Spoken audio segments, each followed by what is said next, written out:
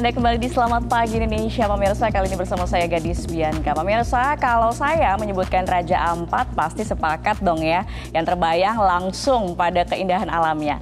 Tak hanya memikat pemirsa dengan alamnya, Raja Ampat juga ternyata kaya dengan budaya khas Raja Ampat yang memiliki daya tarik tersendiri. Nah, salah satunya adalah Festival Pesona dan Gemar Ikan Raja Ampat. Untuk mengenal lebih lanjut seperti apa Festival Pesona dan Gemar Ikan Raja Ampat ini, lalu ada potensi apa saja di Raja Ampat, sudah hadir di Studio Metro TV Bupati Raja Ampat, Bapak Ori Deko Iriano Burdam. Selamat pagi Pak Ori, apa kabar? Selamat pagi, baik. Baik, alhamdulillah, terima kasih sudah hadir di Metro TV Pak Ori jauh-jauh dari Raja Ampat. Iya.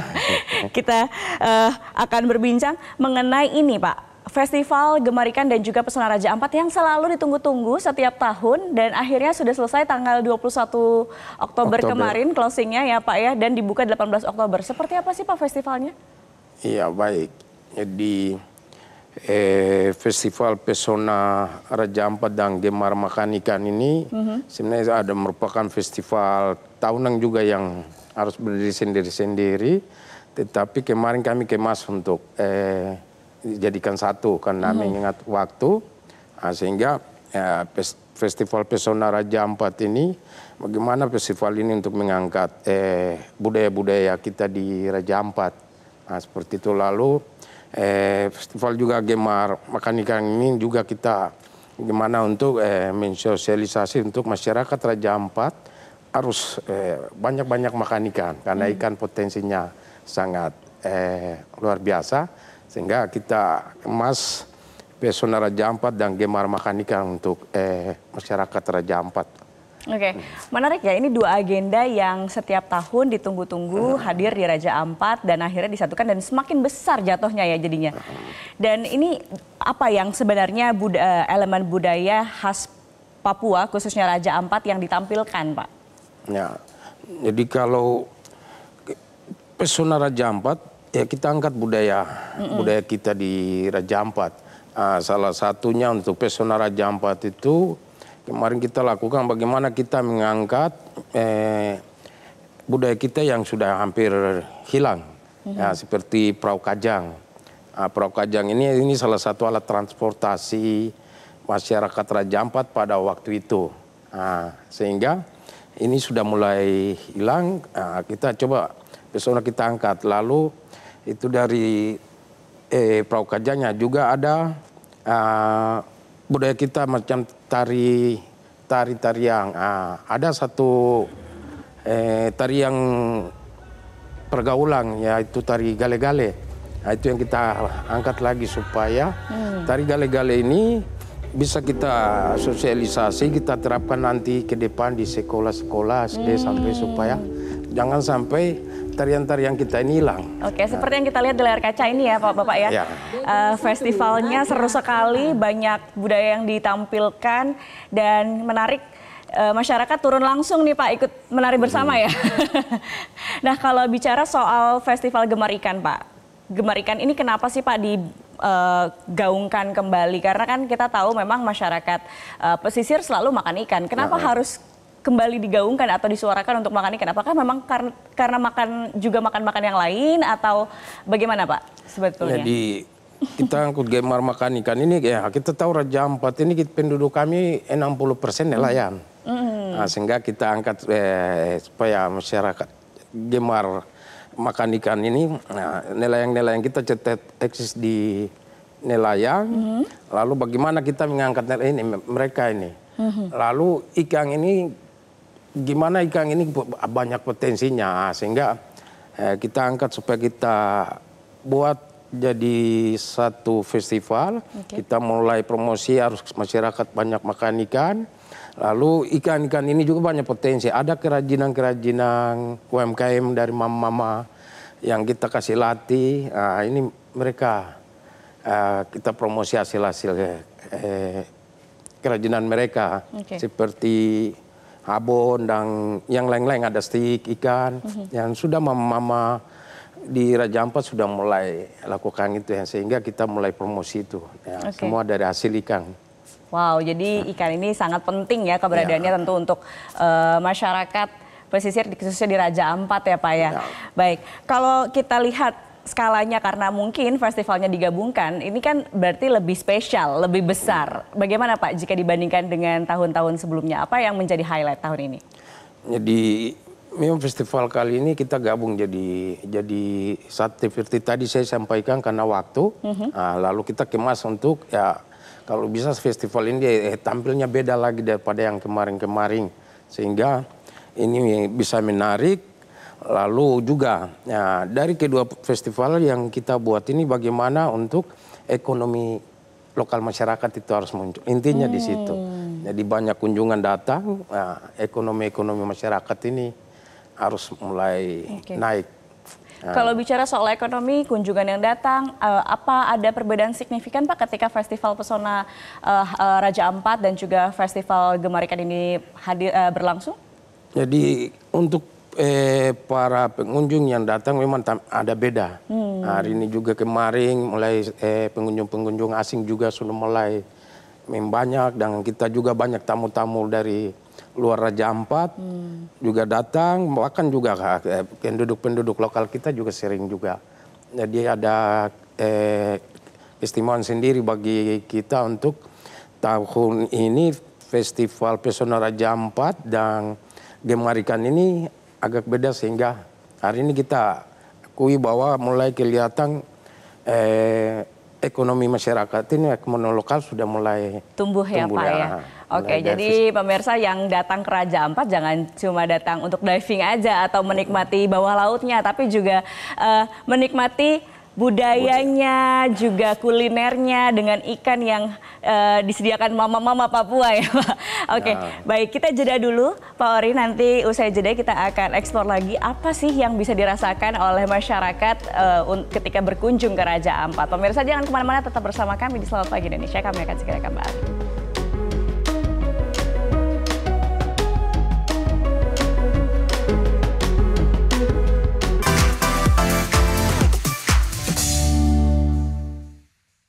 Didukung oleh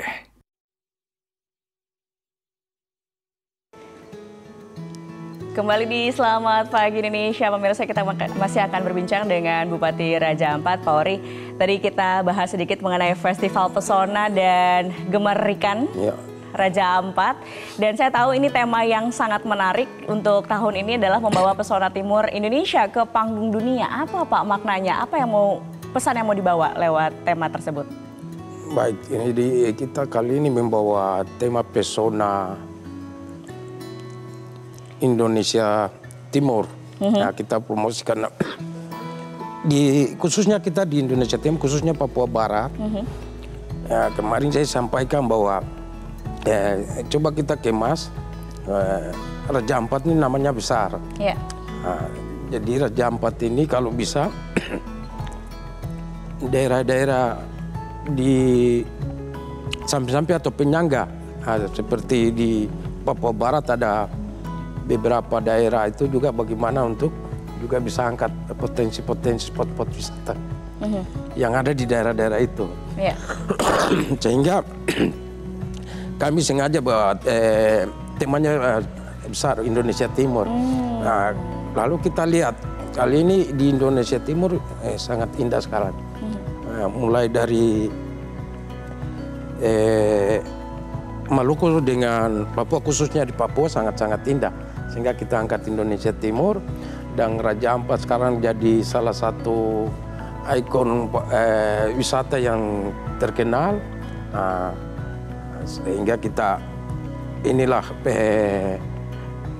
wisata yang Indonesia, pesona Indonesia Timur, salah satunya Raja Ampat yang kita dibilang sepenggal surga yang jatuh ke bumi, yang kita sepenggal surga yang jatuh ke bumi. Sebenarnya ada daerah-daerah penyangga juga yang spot-spotnya bagus, sehingga ya temanya itu kalangannya sangat meluas. Baik. Seperti itu. Jadi memang Raja Ampat tidak sendiri, ada daerah-daerah lain dari bagian dari Indonesia Timur yang juga bagus dan sangat luar biasa bisa diperkenalkan untuk ke panggung dunia gitu ya Pak. Nah, bicara soal Indonesia Timur, Raja Ampat memang tidak bisa sendiri, betul sekali. Lalu bagaimana kolaborasi yang dilakukan bersama dengan stakeholder Pak? Nah, jadi tadi kita sampaikan itu karena Raja Ampat tidak sendiri, khususnya di Papua Barat Daya ya. Kami ingin juga ada daerah-daerah lain seperti di Sorong Selatan itu terkenal dengan 1001 sungai atau kali, itu juga bagus. Jadi Raja Ampat ini sudah terkenal ya. Kita kemarin ayo ke Raja Ampat, tapi ada daerah pendukung yang lain. Jadi kita jangan cuma Raja Ampat, kita bagi-bagi. Karena berbicara skala besar ya Papua Barat Daya. Jadi Raja Ampat juga ikut untuk mendukung ya daerah-daerah yang khusus di satu provinsi itu untuk juga. Jadi spot-spot wisata kita di Indonesia khusus Raja Ampat itu sangat banyak. Nah, supaya kita bagaimana untuk ekspos juga nanti ke depan. Oke, jadi ketika wisatawan datang ke Raja Ampat bukan hanya diperkenalkan dengan wisata Raja Ampat saja, tapi juga daerah-daerah lain, daerah-daerah sekitar yang khususnya ada di Papua Barat Daya ya. Karena memang Indonesia Timur begitu luas dan semua bagus-bagus, surga yang jatuh ke muka bumi itu dari Raja Ampat tentunya. Nah, bicara soal tempat wisata Pak, hidden gem yang belum masyarakat banyak tahu, pemirsa Metro TV juga ingin tahu kalau ke Raja Ampat tuh harus kemana aja sih ya pemirsa? Itu boleh diperkenalkan kemana aja sih Pak? Jadi kalau mau ke Raja Ampat, sementara kami masih akses transportasi dari Sorong. Nah, Sorong baru dari Sorong ke Raja Ampat. Seperti itu. Berapa jam perjalanan Pak kalau dari Sorong? Dari Sorong naik kapal cepat? Naik kapal cepat ya kurang lebih 2 jam. Juga ada speedboat ya. Speedboat, ada juga bodi punya masyarakat lokal. Ada juga ferry ya Pak ya? Ya, setiap hari ada. Oh, ferry setiap hari ada penyeberangan dari Sorong ke Waisai. Kami rencana ke depan, kami akan kerjasama juga dengan pihak ketiga supaya menyangkut transportasi laut, yang dari Waisai ibu kota ke distrik-distrik. Supaya juga mempermudah kita ke spot-spot wisata. Kami ingin supaya masyarakat kami bisa nikmati pariwisata kita, nikmati hasil alam kita. Jadi dari Waisai ke distrik, lalu berhentinya di distrik, nanti kita gunakan transportasi lokal, bodi ke spot-spot wisata kita yang supaya masyarakat juga terlibat. Nah, kan memang Raja Ampat ini terkenal dengan kekayaan alam, biodiversitas, bawah laut dan juga alam lainnya gitu ya Pak ya. Nah, itu apa saja Pak? Titik-titik mana saja yang masih menjadi unggulan sejauh ini? Kalau sementara di Raja Ampat ini memang kita terkenal spot kita di laut, diving terutama. Tetapi untuk ada beberapa titik yang sementara masih seperti Pianemo, Wayak, bahkan ada di beberapa daerah lagi. Tetapi saya mau sampaikan untuk kita bahwa Raja Ampat dari utara sampai di selatan, spot wisatanya banyak yang belum kita buka. Nah, kami rencana ke depan kami akan buka satu-satu. Jadi tidak cuma titik-titik ini saja. Tetapi untuk diving hampir tersebar di seluruh Raja Ampat itu bagus-bagus. Jadi para master dive sampaikan bahwa kalau nyelam di Raja Ampat itu sangat luar biasa, itu surga. Jadi sebelum sampai, jangan dulu mati sebelum sampai di Raja Ampat. Kata orang gitu Pak, jangan dulu mati sebelum berkunjung ke Raja Ampat. Jadi harus ke sana ya Pak. Mungkin. Oke, kita masih akan melanjutkan perbincangan Pak Ori usai jeda. Pemirsa jangan kemana-mana, tetap bersama kami di Selamat Pagi Indonesia.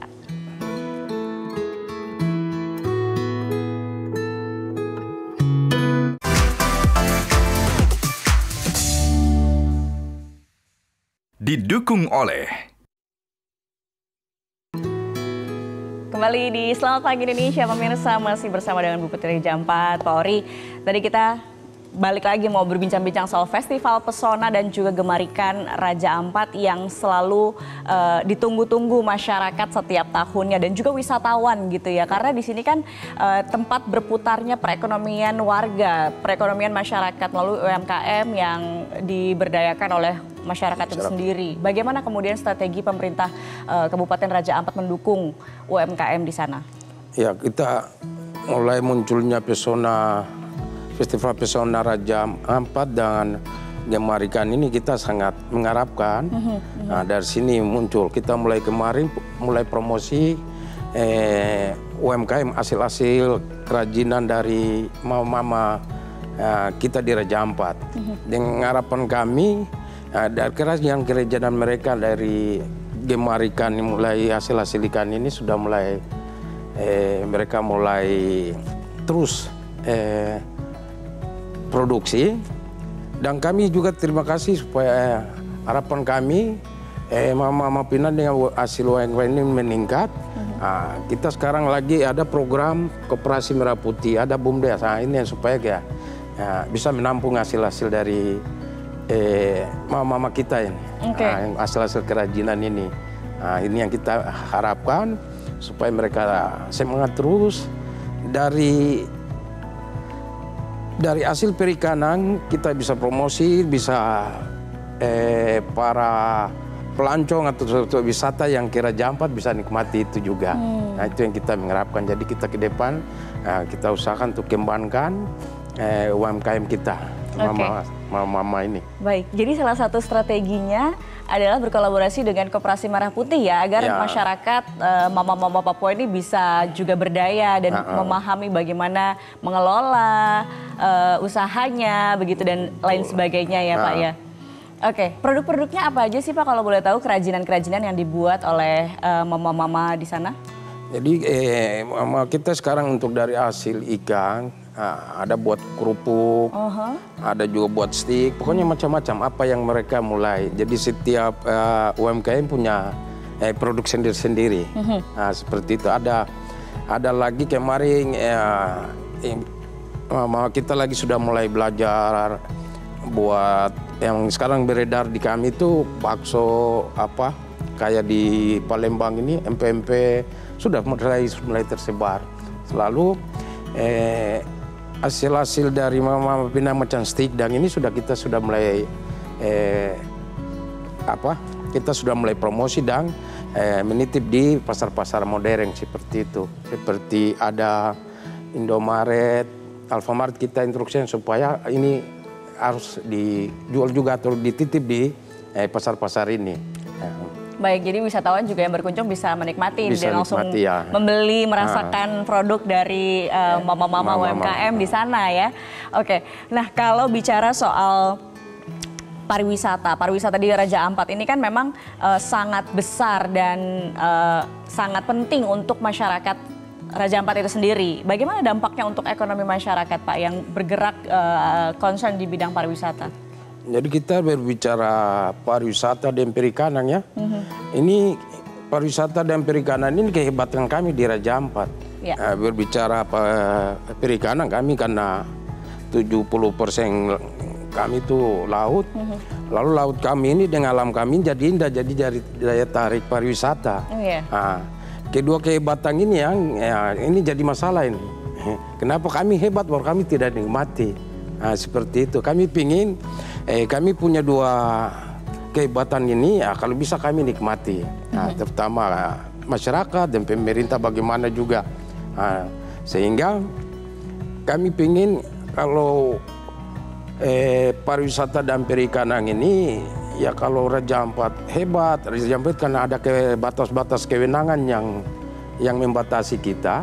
Sehingga kami sangat mengharapkan ada pelimpahan kewenangan itu yang dikasih ke daerah supaya kami kelola kehebatan kami ini, kami dengan masyarakat kami bisa nikmati dari hasil kehebatan kami dari pariwisatanya, perikanannya.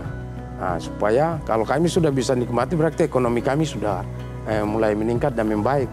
Tetapi hari ini kalau kita bilang kami belum nikmati, ya memang benar kami belum menikmati karena ada batasan-batasan ini. Pariwisata kami tidak bisa nikmati seutuhnya. perikanan juga kami tidak bisa menikmati karena ada regulasi yang membatasi kita. Nah, sehingga harapan kami ya ada pelimpahan kewenangan kepada kami di daerah supaya kami bisa kelola, kami bisa mengatur dengan masyarakat kami dan masyarakat kami juga bisa nikmati itu.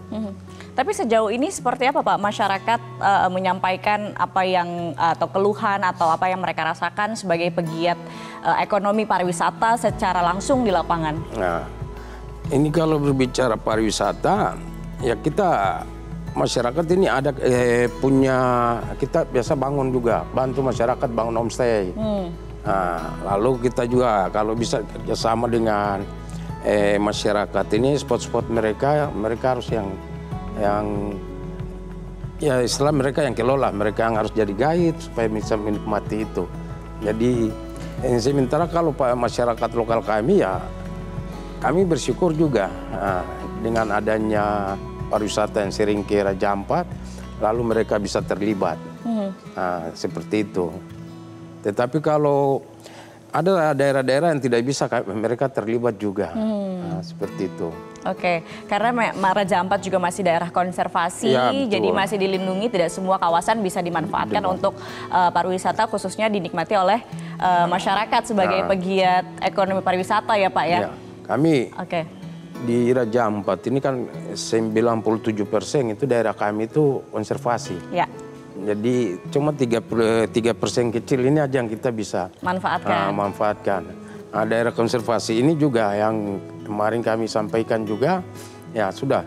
Bagaimana caranya supaya ada daerah-daerah yang bisa kita kelola juga begitu. Jangan semua dijadikan konservasi.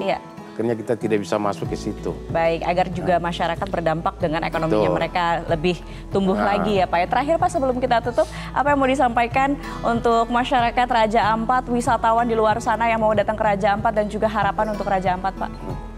Baik, saya selaku Bupati Raja Ampat, ya pada hari ini sampaikan kepada kita masyarakat Raja Ampat, ayo kita tetap semangat, jaga lingkungan kita, mari kita jaga budaya kita. Supaya budaya kita juga bisa terkenal di mata dunia, alam kita sudah bisa terkenal. Mari kita jaga. Kita jaga alam, pasti alam jaga kita juga. Sehingga saya mengajak kita dan juga saya mengharapkan kepada pemerintah pusat ada pelimpahan kewenangan yang diberikan juga kepada kami di daerah karena ada regulasi yang melarang, bukan melarang, membatasi kita. Membatasi sehingga ada pelimpahan kewenangan ini supaya kami bisa kelola dengan masyarakat kami bisa nikmati hasil-hasil itu. Dari kehebatan kami dua, yaitu dari perikanan dan pariwisata. Baik, jadi kita harapkan ada kemandirian masyarakat Raja Ampat bisa berdiri di tanahnya sendiri, menikmati pariwisata dari sisi pariwisata dan juga perikanan. Terima kasih Bapak Ori, Bupati Raja Ampat sudah hadir di Metro TV atas perbincangannya. Dan pemirsa, perbincangan kita sekaligus menutup perjumpaan di Selamat Pagi Indonesia kali ini. Saya Gadis Bianca, mewakili kerabat kru yang bertugas pamit undur diri. Terima kasih atas kebersamaan Anda. Selamat pagi, sampai jumpa. Terima kasih.